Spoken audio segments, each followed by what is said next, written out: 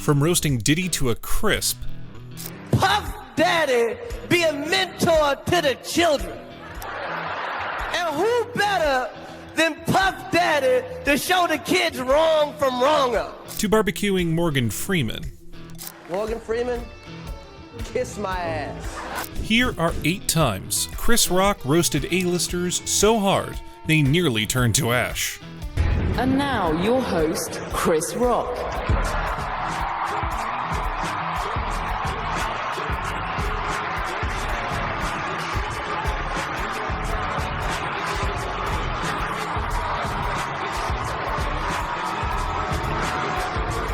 What's up? During the 2003 MTV VMAs, Chris Rock took the stage doing what he does best, unleashing unfiltered, high-octane comedy. And this time, the target in his crosshairs, none other than the notorious P. Diddy. Every time I see Say What Karaoke, I say, what the hell is on the next station? The Real World South Africa? But my favorite show on MTV is Making the Band with P. Diddy. It's the best show on all of television. Wait till you hear his reason, and trust me, it's absolutely insane.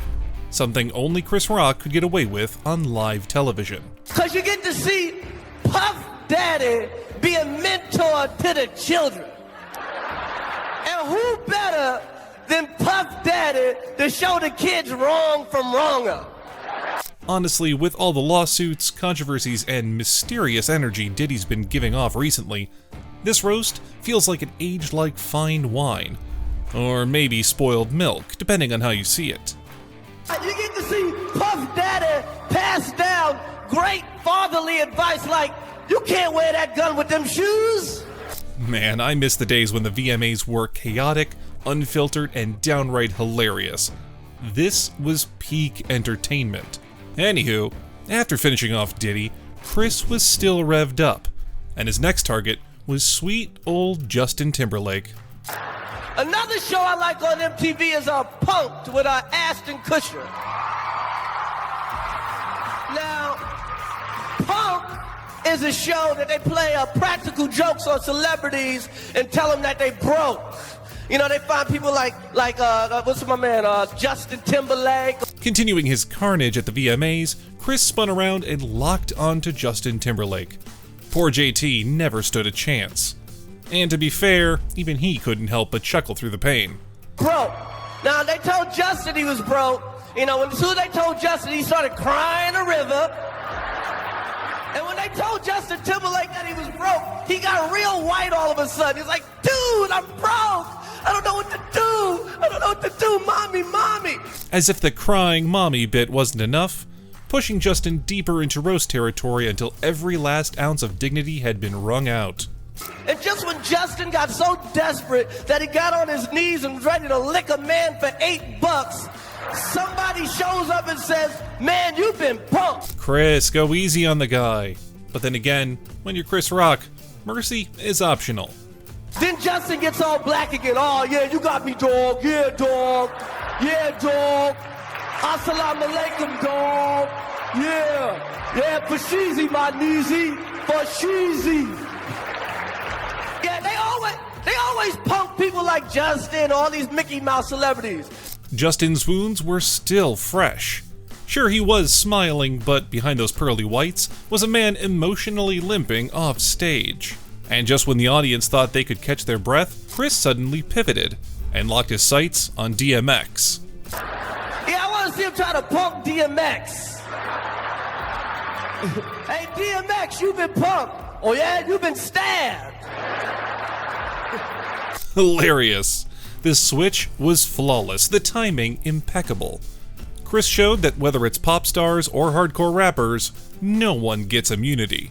Now, we all know Chris doesn't shy away from roasting celebrities, but other comedians? Yeah, he doesn't exactly break a sweat with them either. A man of extraordinary talents. Look at him, look at that smile. Got that second wife happiness.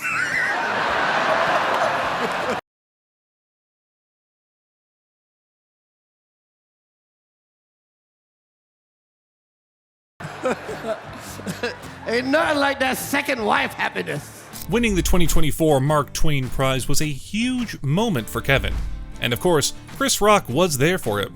But come on, what's a comedian without a little roasting his boy on the biggest night of his life? I had seen him, you had a special on Showtime, and it was a bunch of young comedians and Kevin. And I think we had like a lunch break or something, and Kevin came up to me and asked for advice. And I'd seen him, and I don't know, Chris starts off all nostalgic, recounting how Kevin once sought his advice back when he was just starting out. Sounds sweet, right? And he literally did exactly what I told him.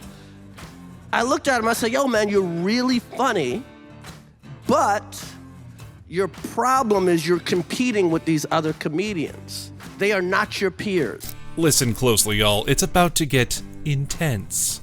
You're better than all of them, but you need to get out of their circle and develop your own voice.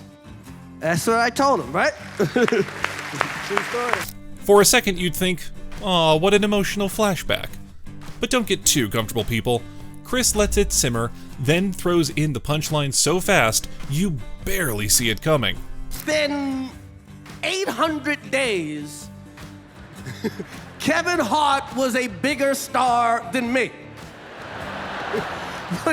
Within 800 days, he was taking parts from me. He's in a movie with The Rock. My last name's Rock. Yep, there it is. Classic Rock. How the he get the part? From now on, when I see young comedians, they ask me for advice, I just say, shut the up. But I love Kevin Hart. I'm glad I'm here tonight. Enjoy your new wife and kids. If only Kevin had screamed, "Keep my wife's name out your mouth," would have been poetic, right? But hey, we don't always get what we want. However, we do get to watch Eminem get super uncomfortable while getting roasted by Chris Rock. These lot of rappers are separated. You can't have 50, ain't nowhere near Ja Rule. You know, you can't have Jay-Z near Nas. Nobody got no beef with Eminem. Ain't no rapper popping nothing about Eminem. Ain't nobody saying nothing. I'm not even gonna say nothing bad about Eminem. Chris took to the stage again, this time wondering out loud, why does nobody beef with Eminem? Good question, Chris. Great question. But maybe don't? Eminem don't even like his own mama. So Lord knows what he'll say about your black ass, okay? And Eminem's a white rapper. So his record's gonna be on every station, the country station, the talk station. The black rapper's just on Hot 97. Whoops. Careful now, Chris. You might want to steer that joke elsewhere, because the kind of beef you'll start with Slim Shady himself, that one's gonna be way too raw to digest. Now you gotta watch where you sit, everybody. You can't sit 50 near Ja Rule. You can't sit Jay-Z near Nas. Everybody gotta watch out for. You got the Olsen twins over there, so then you gotta put R. Kelly way up there.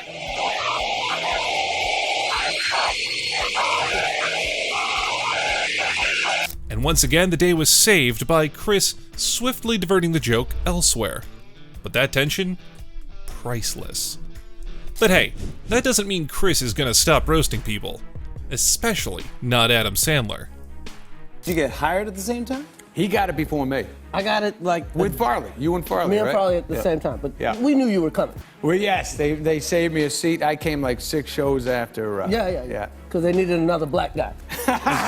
While sitting on Saturday Night Live, Chris Rock and Adam Sandler were taking a walk down memory lane. But if we know Chris Rock, we know that a twist is coming. You thought I was black. No, Spade thought I was black. Everybody thought you were black. I know. Back in the day, Till we got in the locker room. Hey, not bad. I got nothing. That's fine. Why not? Yeah, really. Oops. I feel bad for poor Sandler. But hey, as they say, locker rooms don't lie. Chris Rock roasts everything and everyone. Doesn't matter if you're a friend, a foe, or a multi-billionaire like Jeff Bezos. Jeff Bezos is here. Oh! Jeff Bezos. Wow, great actor.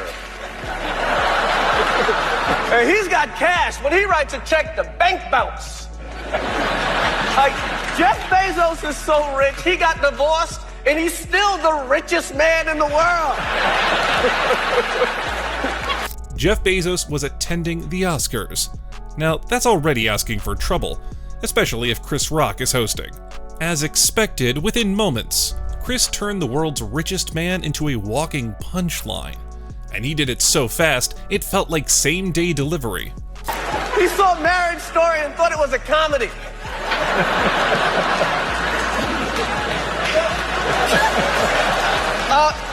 Steve, do you have anything you want to add about Mr. Bezos? No, I like getting my packages on time.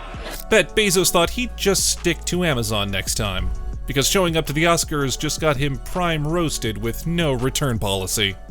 But I bet no one had it worse than Dave Letterman. Hey, How you doing? what the hell happened to your voice, Dave? Don't know.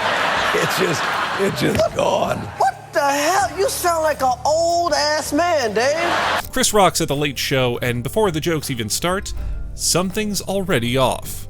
And it's Dave's voice. Yep, gone. Poof. And there's no way Chris is going to let that go.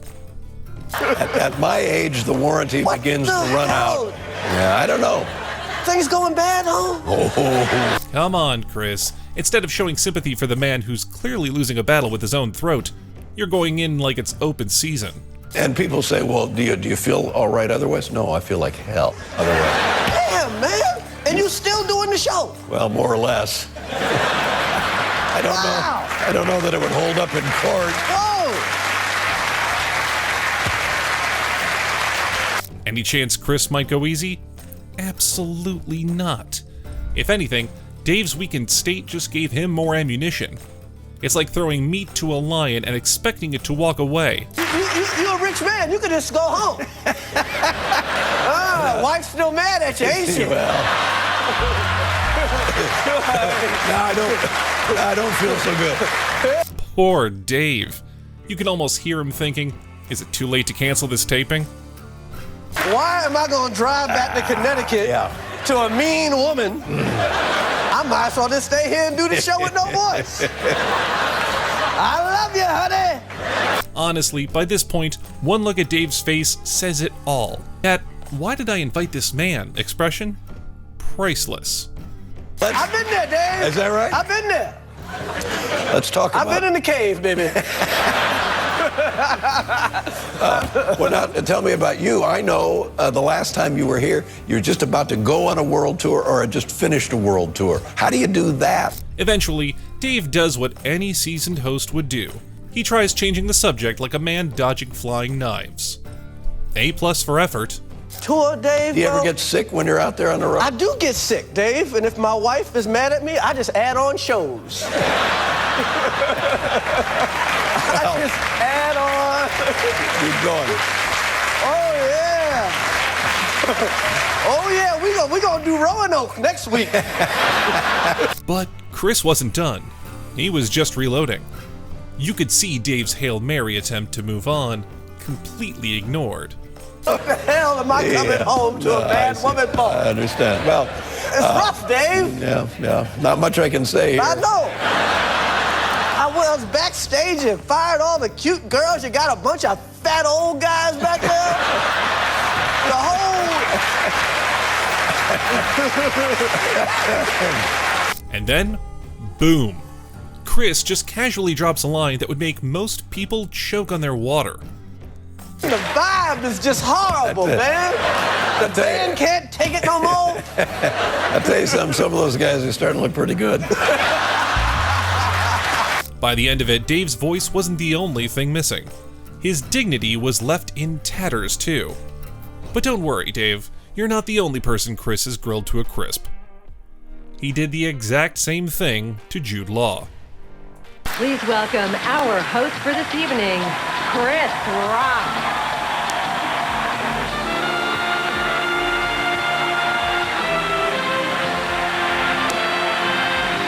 At the 77th Academy Awards in 2005, Chris Rock hit the stage with one mission: to roast everything and everyone. Hey, welcome to the 77th and last Academy Awards. So great night tonight. We have like 4 black nominees tonight. So great. It's kind of like the Deaf Oscar Jam tonight. Things started off with Chris's usual complaints, but then his radar locked onto someone very specific, Jude Law. With that trademark smirk, Chris called him out like he was settling a personal score. You can't get a star, wait. If you want Tom Cruise and all you can get is Jude Law, wait. It's not the same thing, okay? Who is Jude Law? Why is he in every movie I have seen the last 4 years? He didn't stop at throwing shade. Chris practically pitched a tent and started camping there. Even the movies he's not acting in. If you look at the credits, he made cupcakes or something. He's in everything. He's gay, he's straight, he's American, he's British. Next year, he's playing Kareem Abdul-Jabbar in the movie. If you can't get a star, wait, okay? You might be thinking, okay, that's a little harsh. And maybe it was. But admit it, you laughed. If you want Russell Crowe and all you can get is Colin Farrell, wait. Not the same thing, okay? By now, Jude wasn't just roasted. He was toasted, flambéed, and served on a platter. But just when people thought Chris would stop, he went back for seconds like Jude owed him rent and was late. Nobody wanted to make Passion of the Christ, man. Come on, they made 6 police academies and can't make 1 Passion of the Christ. They had no problem making Hellboy, but made Passion of the Christ. That means Jude Law could get in the club easier than Mel Gibson and Jesus. Yikes, Chris, are you really joking though? Because that roast felt less like comedy and more like pent-up rage. Alright. It's just a joke. So, here's another one, where Chris made a fool out of Kristen Stewart. And for some reason, Jodie Foster looks like Avatar. And she doesn't look like Avatar, but that's a weird picture of her. I don't understand it. But anyway, so this happens, then the success And is again, someone was trying to kill you. Chris Rock and Kristen Stewart were both on the Graham Norton show when Kristen started explaining how she doesn't like being handed roles. And, you know, because you had been a working actress, you're getting good roles, you were in movies, but suddenly you're on a different level. You know, you can get a movie made. According to Kristen, she wants to fight for roles. But judging from Chris's face, yeah, he isn't relating to that at all. You know what I mean? I don't know what the hell you're talking about. Give me the job. I don't care if everybody's better than me. I want the job. Well, the parts for a Mexican. Yeah. Chris may be funny here, but let me tell you, man practices what he preaches. Remember the Oscars? While a bunch of Hollywood stars were boycotting the 88th Academy Awards over the lack of diversity, Chris showed up and hosted it. Because Chris, because you've got 2 daughters. Yes. Are they big fans of Christians because of Twilight? My oldest sneaks and watches it a little bit. How old is she? She's 10. Oh. Yeah. Oh, Chris, you never stop being funny, do you? But trust me, roasting Kristen is nowhere near the way he roasted the legendary Morgan Freeman. You know, I met Morgan Freeman years ago. We did this movie called Nurse Betty, and we had a great time. He was a nice man, he was gentle, he was a mentor. And not that I forgot about him, but, when movies are over. While paying tribute to Morgan Freeman at the 39th AFI Life Achievement Award, Chris Rock started off strong, with warm stories and real admiration. For a second, you might think this is a rare, soft side of him. Well, my grandfather died, and we all had to go down to Alabama to his funeral. And my whole family was crying and distraught because my grandfather had died. And we're in this hot church in Alabama. You can still feel the emotion in Chris's voice while recalling all of it. And in walks Morgan Freeman. And Morgan Freeman not only comes to my grandfather's funeral, but he gets up on the podium and gives a eulogy for this man that, you know, as far as I know, he had never met. Well, this is something you can only expect from Morgan Freeman, people. He's not just a man, he's a walking legend. And the eulogy was so moving and touching, and we're all crying, and we can't believe this. And then he just walks out the church. He just walks out, he leaves, and we can't believe we were just blessed with the presence of Morgan Freeman. Then you cut to... Something tells me this emotional story is about to take a surprising turn real soon.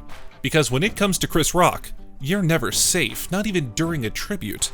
3 weeks, a month later, and I open up my mailbox, and there's a letter from Morgan Freeman. This is, you know, a little package from Morgan Freeman. I open it up, and I look at it, and it's a bill for $800,000. Told ya.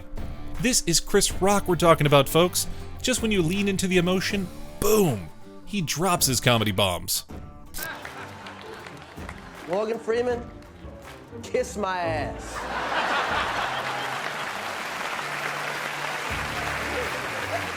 Somehow, it still feels like a love letter. Just one that's been set on fire. Alright folks, if you liked watching Chris Rock roast celebs like it's an Olympic sport, you're gonna love what's coming up next. So click here to watch.